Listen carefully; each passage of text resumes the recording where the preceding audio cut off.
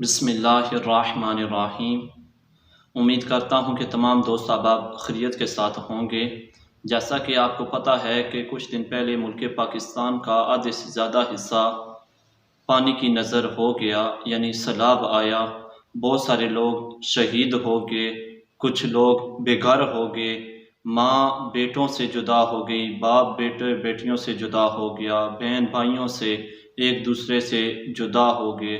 بہت سارے لوگ زخمی ہوئے، کچھ لوگوں کے گھر تباہ ہو گئے، بلکہ بہت زیادہ لوگوں کے گھر تباہ ہو گئے۔ تو دیکھا جائے بہت سارے لوگوں نے ان کی مدد کی، کچھ ابھی بھی کر رہے ہیں، کچھ مدد کرنے کا ارادہ کر رہے ہیں۔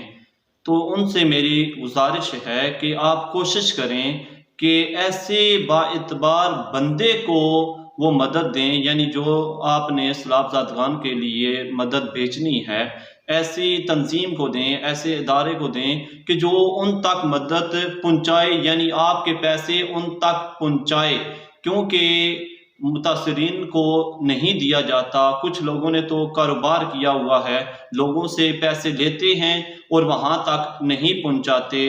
اور اسی طرح حکومت کا بھی یہ بہت اہم کردار ادا کرنے والے حکمران بھی ہیں کہ لوگوں سے بلکہ پوری دنیا سے پیسے وصول کر کے تو سیلاب زدگان تک نہیں پہنچائے جاتے ہیں، تو تھوڑے سے پہنچائے جاتے ہیں۔ آج صبح بھی مجھے میسج آیا تھا کہ 10 روپے آپ سیلاب زدگان کے لیے دیں، تو ایسے کو بالکل نہ دیں۔ آپ کوشش کریں کہ جتنی بھی دیندار لوگ ہیں ان کے ساتھ آپ تعاون کریں، جیسا کہ طریق لبیک پاکستان ہے، دعوت اسلامی ہے، اسی طرح ثاقب رضا مصطفی صاحب کی تنظیم ہے، اجمل رضا قادری صاحب کی تنظیم ہے، اور کوئی بھی دیندار ہے تو اس کے ساتھ آپ تعاون کریں جس پر آپ کو یقین ہو کہ وہ وہاں تک پہنچا دے گا۔ اور جتنی یہ تنظیموں کے میں نے نام لیے ہیں، طریقوں کے نام لیے ہیں، تو یہ وہاں تک راشن بھی پہنچا رہے ہیں، اور جو آپ نے ان کے ساتھ تعاون کیا وہ بھی پہنچا رہے ہیں وہاں تک۔ آپ ویڈیو میں بھی دیکھ سکتے ہیں۔ لیکن جتنے بھی حکمران گزرے اور جو ابھی تک آ رہے ہیں، ان سے میں کہنا چاہتا ہوں کہ تم نے مظلوم کا ایک لقمہ بھی اگر کھایا، بلکہ جنہوں نے کھائے وہ تو تمہارے سامنے ہیں، ذلت ان کا مقدر بنی ہوئی ہے۔ لیکن تم کو میں آگاہ کر رہا ہوں کہ اگر تم نے مظلوم کا ایک لقمہ کھایا تو اس کا حساب تم اس دنیا میں بھی دو گے، آخرت میں بھی دو گے، اور تمہاری نسلیں آنے والی وہ بھی اس کا حساب دیں گی۔ تو تم سے خدا را میری یہی گزارش ہے کہ متاثرین تک ان کا مال پہنچاؤ، مظلوم کا مال نہ کھاؤ۔ اور جنہوں نے مال عوام کا کھایا ڈیم کی صورت میں، یعنی ڈیم کے لیے مال جمع کرتے رہے، فنڈ جمع کرتے رہے، لیکن پتہ ہی نہیں ہے کہ کتنا فنڈ ہوا، لیکن خود کھاتے رہے، لیکن عوام کے لیے وہ ڈیم نہ بنا۔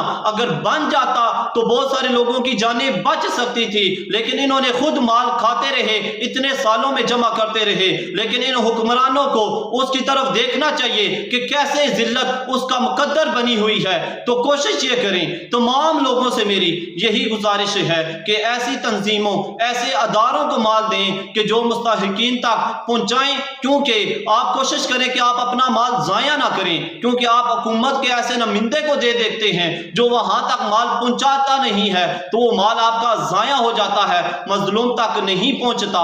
تو کوشش کریں ایسی تنظیموں کے ساتھ تعاون کریں جن کا میں نے نام لیا، بالخصوص ان کے ساتھ۔ لیکن اگر آپ کے قریب کوئی اور اسلامی جماعت ہے تو اس کے ساتھ تعاون کریں، اور اس پر بھی اگر آپ کو اعتماد نہیں ہے تو دور جا کر کسی اور تنظیم کے ساتھ تعاون کریں جو وہاں تک آپ کا راشن، آپ کا مال، پیسے، کپڑے وہاں تک پہنچائے، کیونکہ یہ بھی ایک صدقہ جاریہ ہے۔ جب تک وہ استعمال کرتے رہیں گے آپ کو اس کا ثواب ملتا رہے گا۔ اللہ تعالیٰ کی بارگاہ میں دعا ہے کہ اللہ تعالیٰ تمام سیلاب زدگان کے لیے زیادہ سے زیادہ ان کی مدد کرنے کی توفیق عطا فرمائے۔